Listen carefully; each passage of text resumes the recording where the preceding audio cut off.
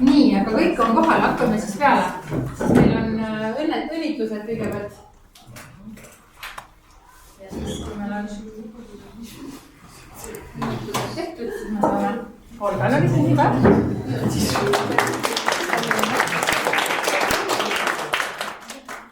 Ja Indrekul oli sünnipäev.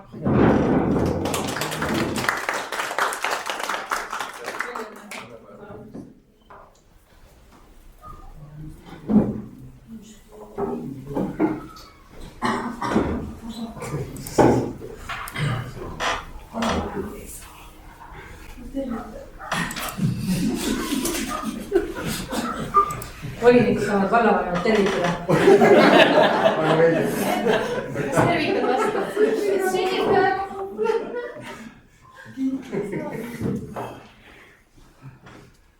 Nii, aga alustame siis oma päevakorraga. Esimene punkt on meil päevakorra kinnitamine.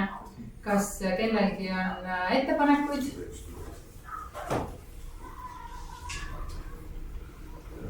Mul on üks protseduuriline märkus kohe. Jaa, palun.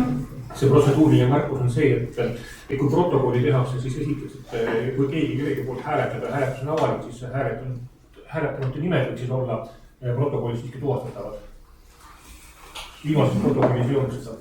Ja kui me praegu päevakorda kinnitame, ma ei tea, kas see on ka hääletus või ei ole. Jaa, see on hääletus ka. Jah. Et siis võiks hakata kohe kirja panna. Ja teine on see, et kui meil on küsimuste vastuste voor, eks ole, siis olen täitsa nõus, et meil ei ole siin vaja stenogrammi. Aga küsijal peab olema õigus küsimuse kohta märkida, et tema küsimus pannakse protokolli ja vastus samamoodi, eks ole. Kes küsis, eks ole, küsimuse lühisisu, eks ole, ja vastuse lühisisu. Kui küsija seda soovib, kas igat küsimust ei ole mõtet tõesti protokollida. Jaa. Aga siis äkki lepime kokku niimoodi, et kes soovib, et tema küsimus oleks kindlasti protokollis, siis ütleb seda, siis neile saab seda...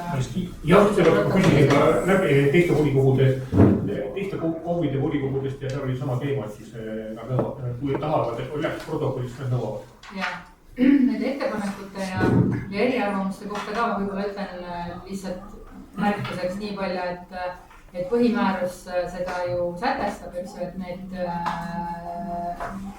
ettepanekud eelnõu muutmiseks tuleb esitada kirjalikult, et kui te ei esita neid kirjalikult, siis peaksite te vähemalt nagu ütlema, et nüüd järgneb minu ettepanek või küsimus, sest et muidu, kui see eriarvamus on kuskile sõnavõtu või repliigi või küsimuse sisse nagu ära peidetud, siis on nagu seda ülevaadet raske omada. Nii, aga siis palun hääletame, kes on nõus töötama selle päevakorra järgi, mis on ette saadetud.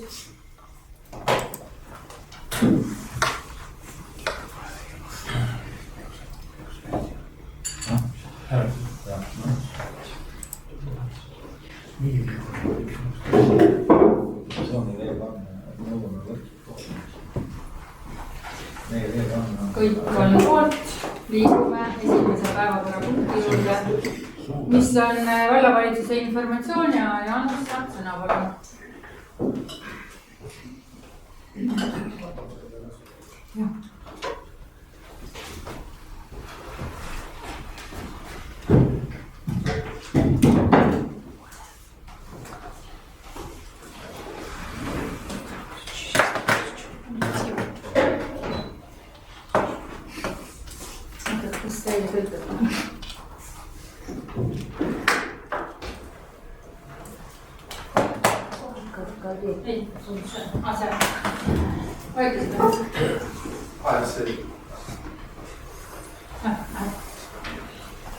Nii, aga jah, tere õhtust veel kord minu poolt ka. Väga paljudel infot jagada sõna, aga mõned teemad on siis natuke numbritest. Et siis värske numbrite seis. See on 1. aprilli seisuga. Numbrid tulevad või uued numbrid tulevad siis 1. mai seisuga, paar päeva on aega, aga lihtsalt siis selline hetk oli veel siis mai ja aprilli algusega. Ja seal elamas, et see sulgudes on siis hetkeseis siis elanike arvus 380 Positiivsena veel välja tuua see, et töötute arv on langenud, kui eelmine kuu oli see 520, siis ta mõnevõrra langenud ja see on siis tavapärane suveperioodil või suve lähenedes siis inimesed hakkavad tegema juhitöid ja see siis number väheneb ja eestkost on täisealisi jah, seda eelnevalt ei olnud, et 23 on siis meil täisealisi inimesi, kes on meil siis valla eestkostel ja vald korraldab siis nende inimeste elu. Need noorte arv, ehk siis need noored, kes ei õpi ega tööta, nende arv on ka oli siis 119, siin mingi aeg on mõnevõrra siis langenud. Ja uue reana panin see sisse ka siis laste ja perede talituse numbri, et siis on 310 sellist aktiivset juhtumit, millega me siis laste heaolu spetsialistid siis tegelevad. Et selline statistiline ülevaade teile. Järgmiseks korraks ma panen ka siia üles planeeringut ehitusvaldkonna numbreid juurde. Praeguse seisuga on meil siis 75 planeeringut menetluses, et lihtsalt infoks. Sotsiaalvaldkonna statistikat ka, et numbrid siis 28. aprilli seisuga on siis sellised numbrid meil, mis puudutavad meie erinevaid toetusi ja toetuste menetluste arvuliseks. Et ka sama siis näiteks toimetuleku toetuse esimene rida, eelmine kuu oli siis 109 menetlusse, siis 4 taskud jälle, et soojad ilmad ei avaldab siis mõju nendele toetuste arvuna. Ja siis ma panin siia sellise ka ülevaate meie lasteaedade seisus, et sama siis komplekteerimine sügiseks lasteaedadesse. Ja siin on siis toodud kõik meie lasteaed välja. Siin on siis eraldi välja tulnud Lustivesa lasteaia väike rühm, kus on siis erivajadusega lapsed. Selline rühm on meil siis üks vallas ja see asub siis Lehonos ehk siis Kurepesa lasteaias. Ja mis on siis nagu üldkokkuvõte nendest numbritest, et siis öelda seda, eks, et esmakordselt siis jah, on kõik lapsed siis hetkel siis ära paigutatud ja ootejärjekorras hetkel näitab siis veel küll siin Karjaküla majas siis 4 kohta, kes 4 lapse vanemad, 4 last on sinna siis tahab rohkem saada, aga seal on ka see, et seal on siis üks rühm, seal on see liitrühm ja tavaliselt ka see, et aja jooksul kui vanemad siis nad panevadki oma lapsed, siis nad vaatavad, et tegelikult lapsele ei sobi see liitrühm väga hästi, siis nad siis paigutatakse lapsed siis mujale, aga seal on jah, see Karjakülas on seal väike maja, 18 kohta ja see seis siis selline meil on. Ehk et see on see hetkel, aga see on nüüd ka siis 27. aprilli seisuga, see olukord võib siis ka muutuda, eks, et toimub liikumisi suve jooksul olid kõik juurde, siis see pilt ka siis muutub, aga hetkel siis need, kes siis mai seisuga ja aprilli seisuga komplekteerimises osalesid, et need lapsevanemad on saanud siis kõik oma lastele kohad, kuhu nad siis soovi avaldasid. Ja. Siis infot Johan Iidol juhtis tähelepanu Saue vallavolikogu komisjoni protokollile, siis Saue vald on uurinud maad seoses piiride muutmisega. Saue vallavanem on jah siis käinud meil siin külas, seda mõtet põrgatanud ja ettepanek on siis tal siis Saue teeb meile siis tõenäoliselt lähiajal ettepaneku, eks, et see osa siis nii-öelda teha piiride muutmine, anda siis Saue vallale siis. Ja põhjus siis selles, et kergliiklustee ehitus on siis sellele alale planeeritud. Mis see meie jaoks tähendab selle ühtegi elamut majapidamist sellel kinnistul ei ole. Rahalises mõttes maamaksu oleks see kadu meil siis kuskil 300 eurot tänaste maamaksu hindade juures. aga selle teema juurde me tuleme kindlasti tagasi, kui Saue vald on ka siis ametlikult meie poole pöördunud, siis me saame seda siin igati kõiki arutada, aga eelinfo ja ametlikult siis kirjalikult ei ole tänaseks siis Saue vald selle teemaga meie poole pöördunud, et vallavanem on siis selle teema pühendust võtnud. Personali, mida puudutab, et otsime siis endale 2 uut inimest sotsiaal- ja haridusosakonda, et sotsiaalosakonda siis ametnik, kes meil tegeles eestkost küsimustega, liikus siis osakonna juhiks Anneli Padrik ja tema asemele otsime siis inimest, kes siis just nende 23 inimesed, kes valla eestkostel on, et nendega tegeleks. Ja haridusosakonnas siis Merle Kodu, kes oli alushariduse nõunik ja lastenõunik, tema siis liigub uude väljakutsete poole ja tema asemel siis oleme alustanud uue inimese otsimist. Ja uuesti on läinud üles siis Listi kooli direktori konkurss ja siin on hetkel 3 kandidaat on siin. Minu poolt info, et kõik on teil äkki küsimusi. Küsimused on.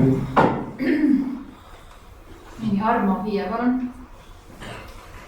Ja aitäh, austatud volikogu esimees, volikogu liikmed ja ettekandja. Minul on küsimus vallavanemale. Et hiljuti osalesid tuuleenergeetika teemalisel konverentsil Lätis ja parasem hoiak, mis on siin läbi jooksnud, et kohalik omavalitsus on nagu tuuleenergeetika arendamise osas neutraalsel positsioonile.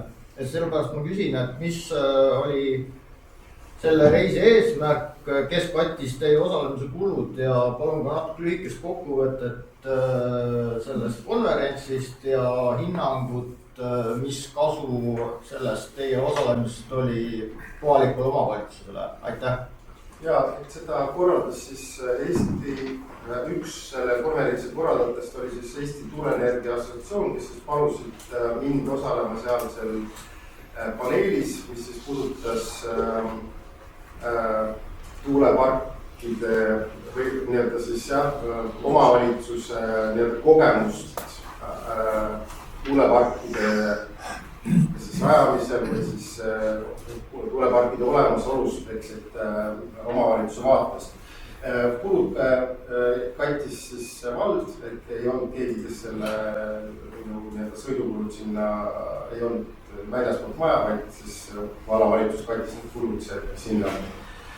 Ja mis paneelis siis osalesid, olid seal Taanist, Rootsist, just omavalitsuste esindajad, Lätist ja kes siis ka oma siis kogemusi tutvustasid ja oma nägemust, kuidas siis elust nii-öelda tuulepargi kõrval, eks, et minul on nagu üsna lihtne seda või kerge seda ka teha, sellepärast, et mina terve elu elanud siis Pakri tuulepargi kõrval ka igapäevaselt aknast vaadanud, eks, et ja kui see protsess näiteks siin, kui siia Paldiskisse seda rajatakse tuulepark, siis oli ka päris palju arutelusid selle, et kui palju tuulikud peaks tulema, kui lähedale need peaksid majadel olema ja nii edasi, eks, et sellest vaatast, et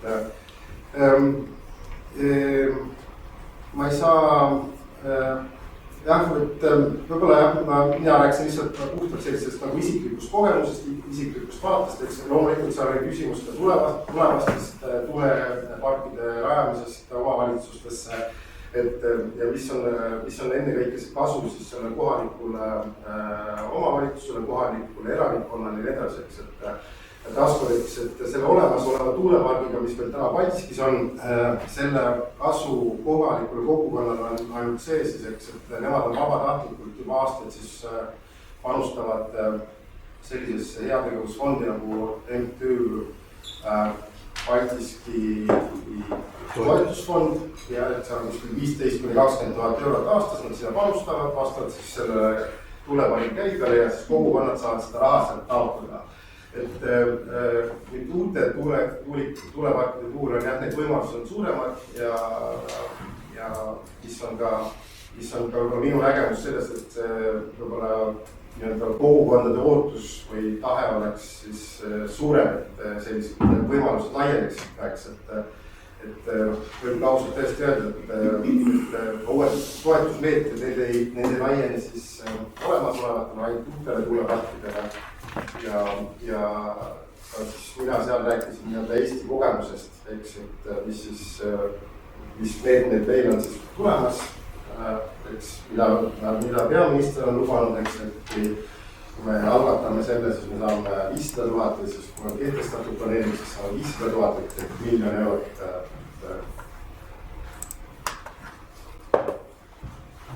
aitäh. Jana Roos, palun küsimus. Jaa, minul on mitu küsimust, kui tohib.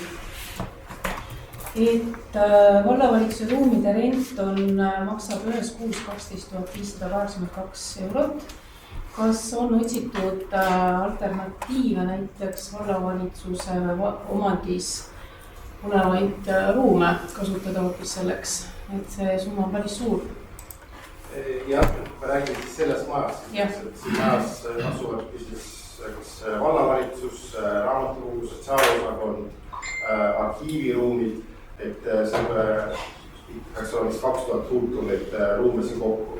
Et oleme viinud ju läbi ka siis nii-öelda ruumide hanke, eks leidmaks ruume pakkujaid, tegelikult seal on ainult üks alati olnud, eks, et kui me räägime olemasolevatest ruumidest, jah, et siin on variant, kes siis näiteks Padise rahvamaja, kus kunagi oli Padise vallavalitsus või Vasalemma endine Vasalemma vallamaja, eks, aga kindlasti need ruumid ei vasta nii-öelda meie ootustele või tingimustele juba ka suuruse pärast, eks, loomulikult võiks ehitada vallavalitsus endale oma maja, eks, aga kas täna on nii-öelda kõige mõistlikum otstarbekam, ja see kulu kindlasti, vaadates, mis seisus meie haridusasutused või koolid on, siis kindlasti see ei ole see koht, kuhu see investeering teha. No veel paar küsimust. Et kas vallavalitsus on otsustanud, mida Vasalemma ja Klooga jaama hoonetega saab, et kas on huvi osta see endale? Ütlen kohe, me oleme vallavalitsusest arutanud.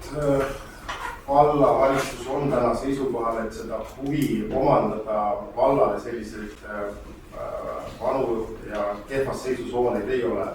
Oleme saatnud ka välja siis nii Vasalemma kui kogukonna esindajatele sellise küsimuse, kas neil on mingisugune nägemus sellel teemal, nendele majade teemal, et kas siin on nagu koostöökoht midagi, eks, et Vasalemma maja on väga keerukas olukorras, eks, et kui seda omandada, siis need investeeringud sinna on väga suured, mis tuleb sinna teha. Et ja loomulikult võib-olla osa ka Vasalemma kogukonnas ongi see soov, et see maja saab omandada ja see korda teha, eks, aga siis tuleks ka alustada, et kas me panustame siis sellesse jaamahoonesse või siis sellesse endisesse vallavalitsushoonesse, kahte sellist kogukonna majamees Vasalemmas kindlasti üleval pidada ei suuda. Teine on siis Klooga kogukonnaga käivad siis väga aktiivsed arutelud, mis selle majaga edasi teha, kuidas seda teha, kuidas sellega siis edasi majandada. Et Klooga hooned on siis jah paremas seisukorras, aga nüüd on ka siis selgunud see, et eks Klooga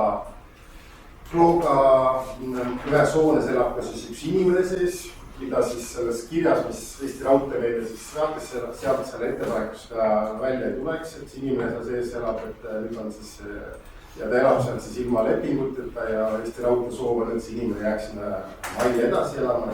Et lisaks ei ole majas siis elekter on vabandust, aga vett ei ole ja elektriga on siis sellised tuleb teha tõenäoliselt liikmed, et seal on kõik sellised tehnilised asjad, aga kogukondadega suhtleme, 15 mail peab vallavalitsus oma seisukohad siis esitame Eesti Raudteele, eks, et aga ma ütlen jah, veel kord, et vallal kindlasti ei ole huvi need hooneid omandada, et üks hea näide on siin Paldiski raudteema hoone, mis oli aastaid seisis tühjana, millele püüti leida ostjat, eks, et ja nüüd vist 10 aastat mõttes leiti sinna see ostja, eks, et tuleb ikkagi arvestada nende hoonete eripäradega ja see kogu see müra selle hoone juures siis. Üks veel, viimane. Või kohtume. et Laulasmaa lasteaia moodulite vahelised galeriid ja nende soojustused teadaolevalt on elektrikulu talvel tänu sellele väga suur, et see soojustus on kehva. Et kas on plaanis galeriid soojustada, kas on vahendid selleks ka olemas? Jah, see teema on meil alavalitsuses päevakorras olnud ja hetke seisuga on see plaan ikkagi need teha siis soojustada need galeriid. Ja ma hetkel ei oska öelda, kas see pakkumis on selleks võetud, eks, aga püüame leida ka kindlasti need vahendid, et siis talveperioodiks oleks meil siis galeriid soojustatud. Aitäh. Johani Nõmbar. Ja ma tänan härra vallavanemat juba ühele küsimusele ma sain pooliku vastuse.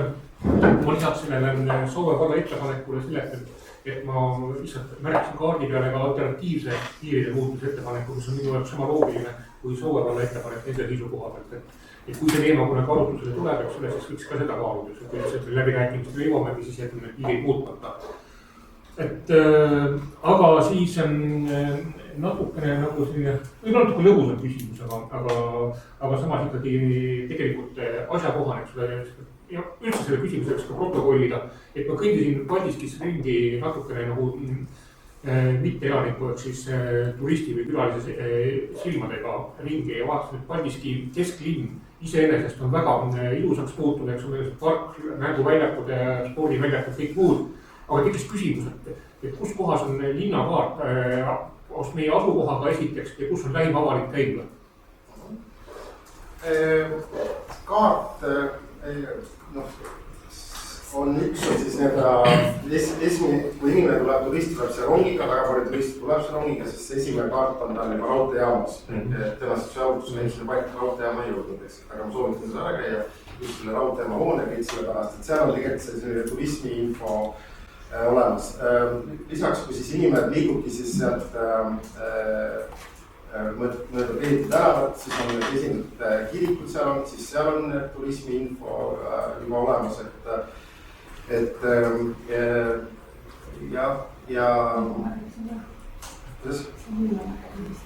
ja Muulamägede juures on ka turismiinfo olemas. See väli WC kohta jah, et kus inimene siis tavaliselt WC-sse läheb, ta küsib seda Konsumist. Konsumis on see koopikaupluses on WC olemas, eks. Ainult personalina? Seal on jah oleneb turvamehest, kes seal tööl on. Ei, siit oli uksedega, personali ja varaliselt oli siit seda tavariigi. Teine tuba, siis Anne Kobi kohvik, väga populaarne WC-s käimise koht. Lisaks on siis ka väga tihti turistid satuvad siiamaani esimesel korrusel, kus on saanud turismiinfot ja ka siia on alati siis võimaldatud neile WC-s minna. Kui sa nüüd viitad sellele, et see seltskond, kes seal kellel meeldib seal linnaväljakul istuda, et ta peaks hakkama nende pärast mingisugust WC-d sinna paigaldama, siis ma arvan, et nende pärast teha ei tasu, sellepärast, et need on ikkagi kohalikud inimesed ja need võiksid käia oma kodus WC-s.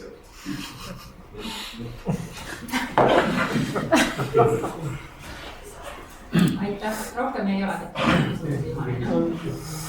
Nii, Peeter, palun. Kõik. Ja aitäh, hea volikogu esimees. Hea Jaanus, esimesel slaidil, mis sa näitasid ka mõningast statistikat. Ja ma saan aru, et praegused hetkel, et meie valla elanikkond on kahanenud seal mingid numbrid õppima, eks jah? Kas see on nüüd aprilli kohta või on see seis 1. jaanuarist alates? See on märtsi seisuga, see on siis märtsi liikumine. Märtsi liikumine, aga mis see 1. jaanuarist võiks olla? Kas me selline statistika on ka olemas? See on kindlasti olemas, jah, ma pean seda siis lihtsalt välja võtma, et kui palju on tulnud juurde, kui palju on lahkunud. Et kokkuvõttes, et näha, palju see liikumine tegelikult on üle või teisele poole. See on nii kokkuvõttes. Aitäh. Nikolai soovib sõna, palun. Ja ma tahtsin Juhani küsimusele täienduseks öelda, et kui sa mäletad, siis viimases arengukava muudatuses oli üks muudatusettepanek, millega vallavalitsus arvestas ja see puudutas avalikku WC Paldiskis. See on arengukavas sees. See oli ka sõnum vallavanemale. Meenutuseks. jah.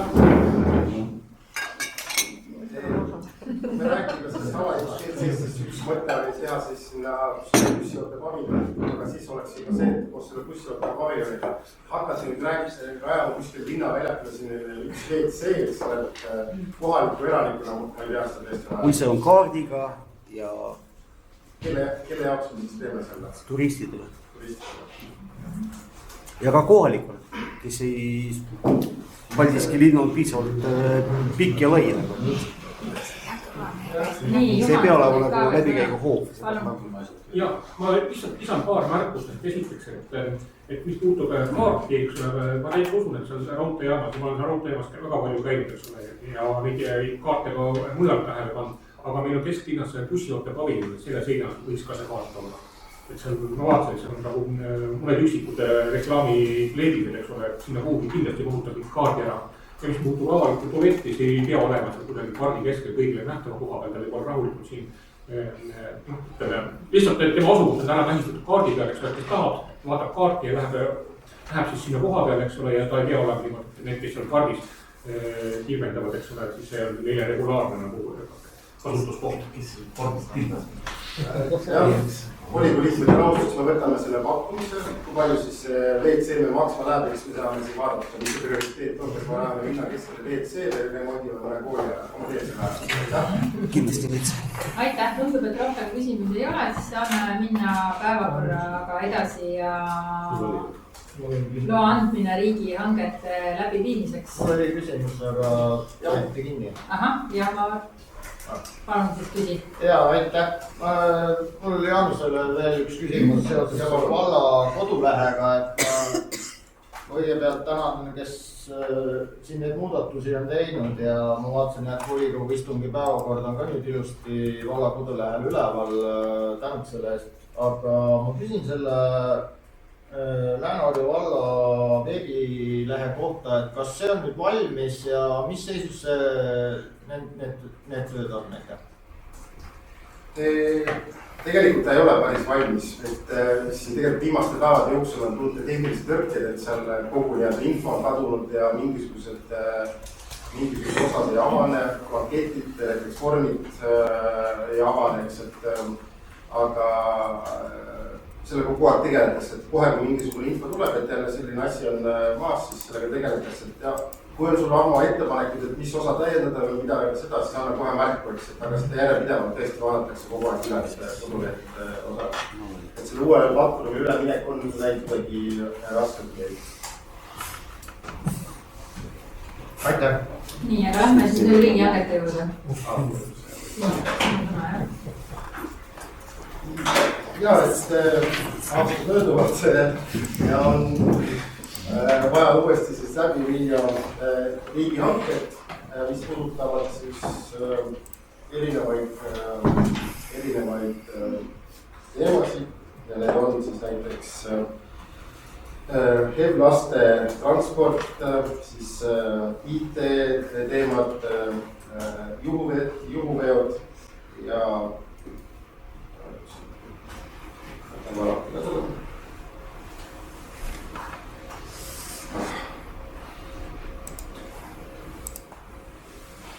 Meie pärast ei pea seda avama, või kõik saavad ise vaadata enda eest. Et see on siis päris mitu jah, seda hanget, mis on siis vaja läbi viia. Ja kuna need hanked lähevad siis üle eelarve aasta, siis on vaja selleks volikogu luba, eks. Ja siin ma panen ka teile siis, täna otsustame ka siis seda, et kas siis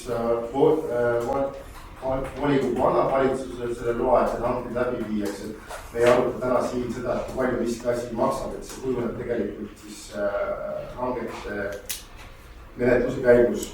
Ja Juhan on ka siis viidanud sellele, eks, et nende summadele, eks, et tuleb arvestada seda, et aeg on mööda läinud, kui palju miski asi maksab, et asjad on läinud kallimaks, et aga see lõplik hind ikkagi selgub selle hankemenetluse käigus ja selle hanke keskkonda ei lähe siis üles eeldatavad summad, eks sinna läheb lihtsalt see hange ja kui näiteks pakkuja tunneb huvi, eks, et palju miski asi, kui palju ta selle jaoks raha olete planeerinud, siis seda nii-öelda ei avalikustada. Küll jah, loomulikult võib alati siis pakkuja meie dokumendiregistrist tutvuda ja leida siis selle, mis meie eeldatav maksumus on, aga nii need summad on siin kujunenud ja need hanked on vaja siis veel läbi viia. Aitäh. Simo, teie komisjoni arutas seda? Arutasime, komisjoni enamus toetas, Juhan, Kiigur ja Peeter ei toetanud ja Arno oli. Ei teie arvamus. Nii, kas keegi soovib küsida midagi selle kohta praegu? Palun, Juhan. Jah, tegelikult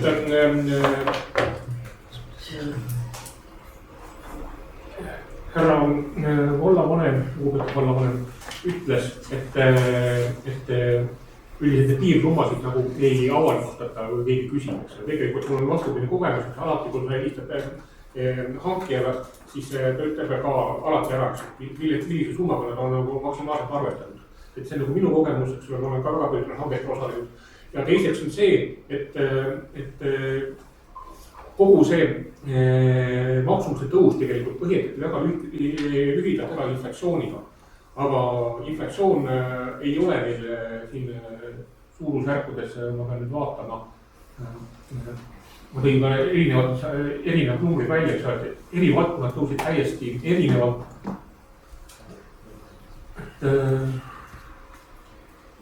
Aga mis see küsimus praegu on, et selles mõttes see... Küsimus oli tegelikult rohkem nagu märkus, eks ole, et tõus võiks olla esiteks ühtlane, eks ole, ja tõus siin on mõnes valdkonnas on 56% ja mõnes 49% ja mõnes 32%, eks ole, et tegelikult minu hinnangul need tõusud lihtsalt on liialt suured, et hanke kas peaks kaaluma seda, et esialgu need piirsummad nii suureks ei aja, vaid panema paika väiksemad piirsummad ja esimesed hanked näitavad, et kas nende väiksemate summadega saab arvestada või siis tuleb hiljem neid maksumusi lihtsalt tõsta.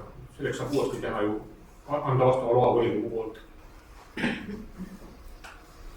Jääme selle eelnõu juurde ja täpselt vastuste eest, sul on üks kogemus meil siin vallas on 8 aastat teistsugune kogemus olnud. Peeter, palun, kõik. Jaa, aitäh. Tegelikult kõige loogiline, kõik on aru saadav, et need hanked on vaja ellu viia ja sellepärast, et aastad on edasi liikunud ja uued järjekorrad tulevad peale, keegi ei vaidlusta seda küsimus.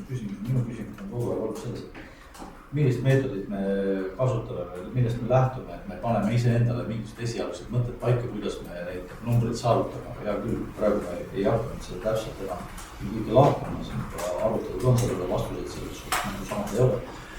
Ja selles suhtes ma väga palju rohkem väga kommenteerida seda osa, nagu ei tahaks lihtsalt edaspidi, siis me peaksime siiski enda jaoks selgeks tegema, mis on see mõte, kuidas me ühe või teise asjani jõuame, lihtsalt põhjendada kõike ainult inflatsiooniga ei ole mõtet. Jah, on nõust, teenused kallinevad, on inflatsioon on üks osa sellest, on olemas muud mõjutegurid ka, aga siis me võiksime välja öelda, sest tegelikult see ei ole ju ainult meil siin 21 inimese teema siin volikogu laual, kes on selle valla inimese raha, vaid kes siin vallas elab. Ja kui tema tahab ka teada saada, kuidas me sellest midagi lähtume, mis me aluseks võtame, siis oleks vähemalt talle selge aru saada, miks me ühe või teise asjani jõuame. Et läbipaistvus on selle sõna mõte, mida me peame nagu aluseks võtma, milleni me peame jõudma.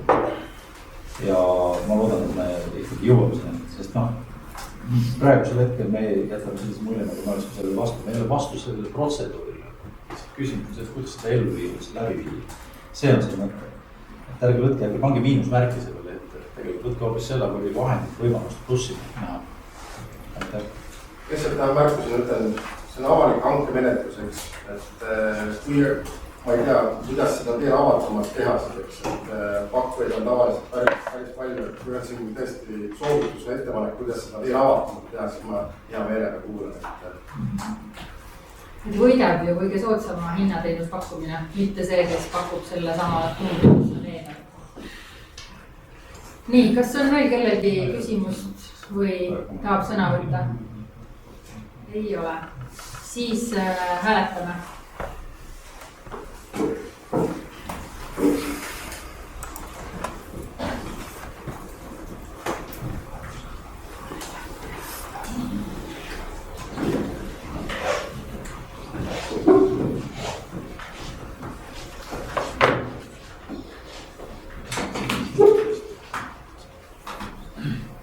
nii, hääletus on lõppenud, otsus on vastu võetud.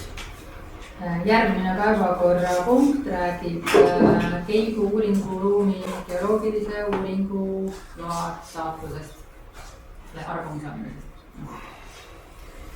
tere õhtust!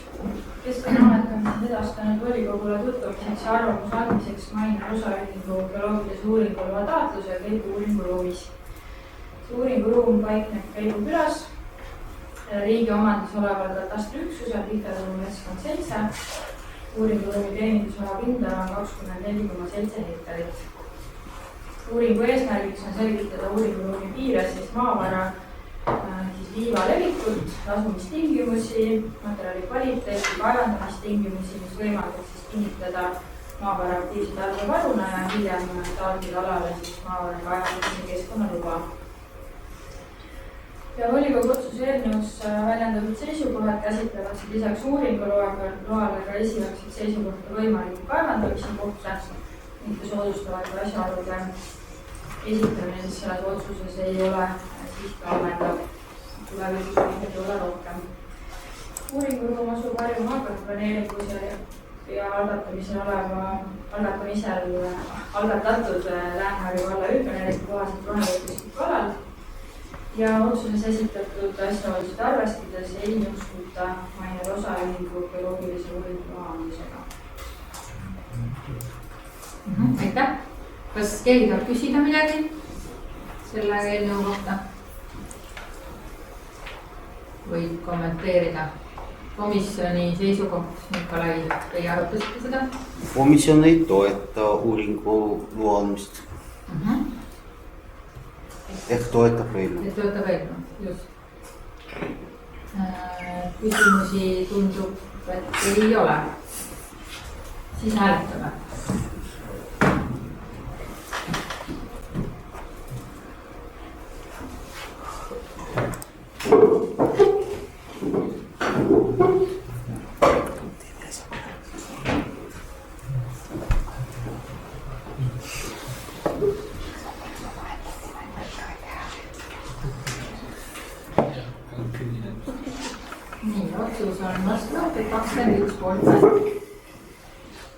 Liigume järgmise päevakorrapunkti juurde, mis on sundvalduse seadmine Laulasmaa külas Lohusalu tee 59. Erki, palun. Tere, volikogu liikmed, mul täna on selline kahjuks tehnilist laadi eelnõu, aga oluline sellega poolest. Laulasmaa Lohusalu kergitust esimene etapp tuli teha niimoodi, et ta lõikab natukene Elektrilevile kuuluvat katastriüksust aadressiga Lohusalu tee 59. Ja katastriüksuse enda suurus on 58 ruutmeetrit. See ala, mida see kergitusteed hõlmab, sellest 58 ruutmeetrisest katastriüksusest on 8 ruutmeetrit. Selleks, et see teema jõuaks nüüd see volikogu lauale, pidi seda arutama ka Elektrilevi nõukogu. Elektrilevi nõukogu oli sellega nõus, et alajaama teenindava kinnistu peale Moskva pidi on ka Lääne vallale kuuluv kergitusteed. Ja selleks, et see juriidiliselt kõik ära lahendada, on selleks sundvalduse seadmine volikogu poolt. Aitäh! Kas keegi tahab küsida midagi selle kohta? Nikolai, teie arutasite?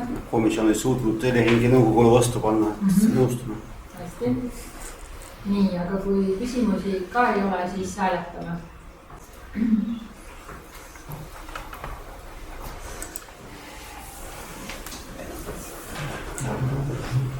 Elektrilevi nõukogu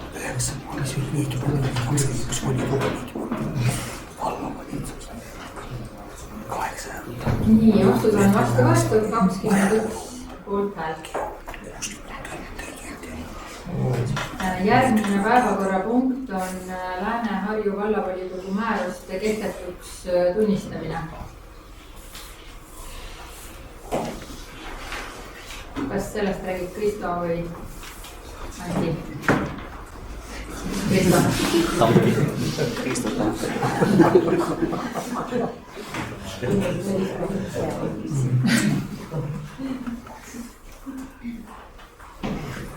tere õhtust, nagu te näete, siis Anti on mugavalt saanud endale abi vallavanema.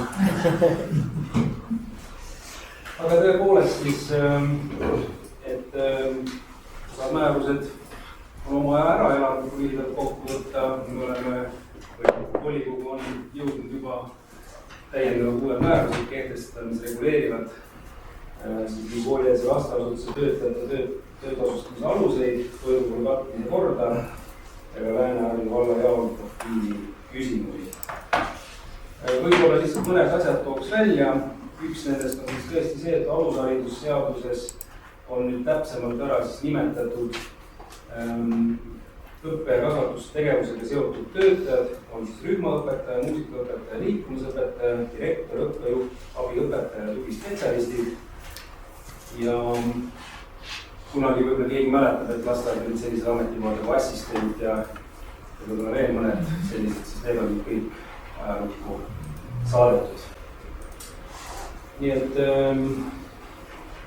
seletuskirjast võis ka igaüks lugeda, et haldusmenetluse seadus paragrahv 93 lõige 1 sätestab, et määrus kehtib, kui selle tunnistab kehtetuks haldusorgan. Et volikogu on siis võimalus need nimetatud määruse kehtetuks tunnistada. Aitäh. Olga, teie komisjon arutas seda päevaga? Ja arutamise ettepanekut ei olnud, kõik ja terve kuus jäi. Okei, kas kellelgi on küsimusi praegu nende tühistatavate otsuste kohta? Tundub, ei ole. Siis hääletame. Palun.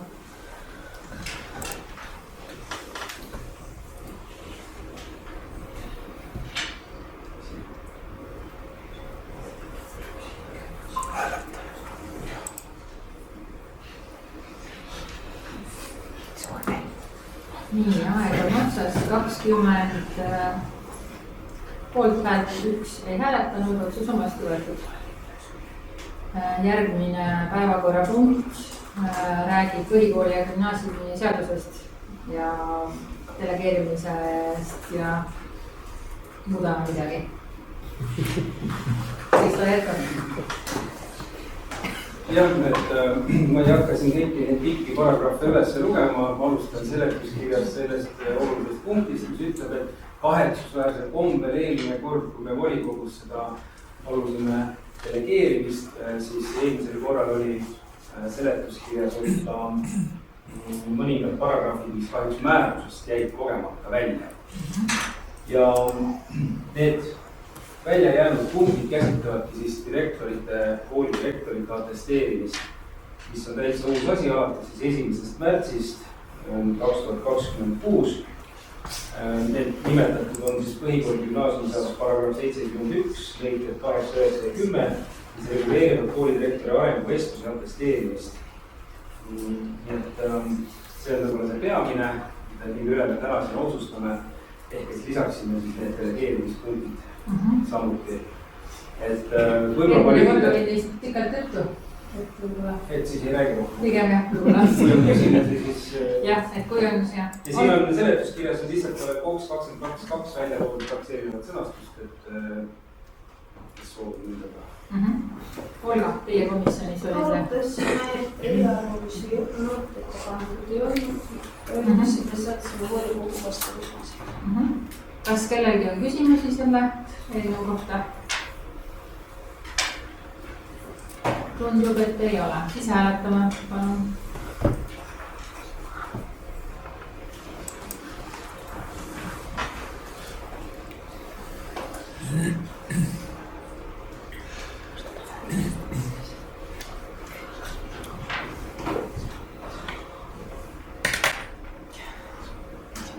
nii, hääletamine on lõppenud, otsus on vastu võetud, 20 poolthäält, 1 ei hääletanud.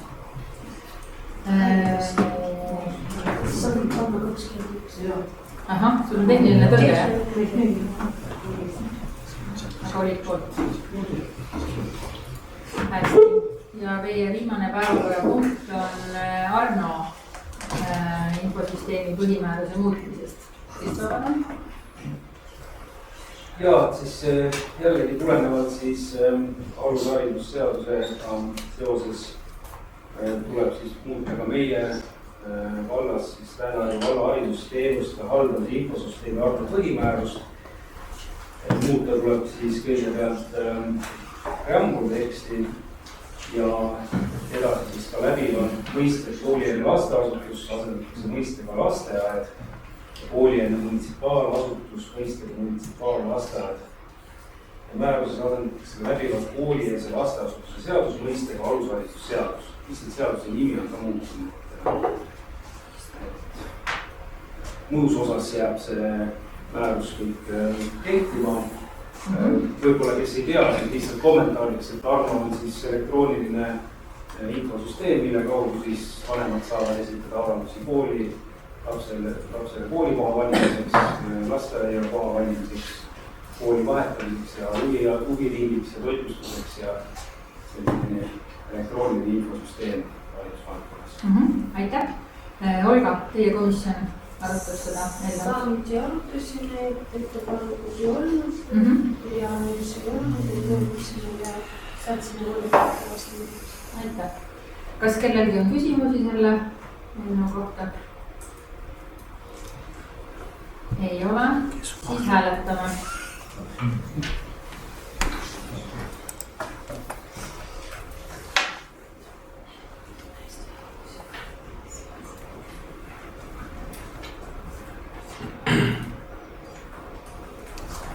nii, hääletamine on lõppenud, otsus on vastu võetud 21 poolthäälega, 21 poolthäälega. ja meie päevakord on sellega siis praegu ammendunud. Infoks siis nii palju, et järgmine istung toimub 26. mail, mis on siis kuu viimane teisipäev traditsiooniliselt. ja istung algab kell 5 ja kell 4 on võimalus tutvuda mitte Laulas, vaid Lääne-Harju valla spordikeskusega. et tulge siis vaatama Eesti kõige sügavamat basseini, kellel on võimalus. ainult basseini. kujudega saada. no siis peab ikka varem minema juba, et aga siis Kristi tutvustab, mida teha saab. ja juunikuus siis 16. juunil, et eelmine vist oli sellest korraga juttu, et juunikuus toimub istung natuke varem, siis oskate arvestada. nii, aga siis oleme lõpetanud. aitäh. ja juulis ei toimu. juulis ei toimu, jah. kas juulis on ka siin veel välja see tõestanud või? juulis ei ole. juunis. siin.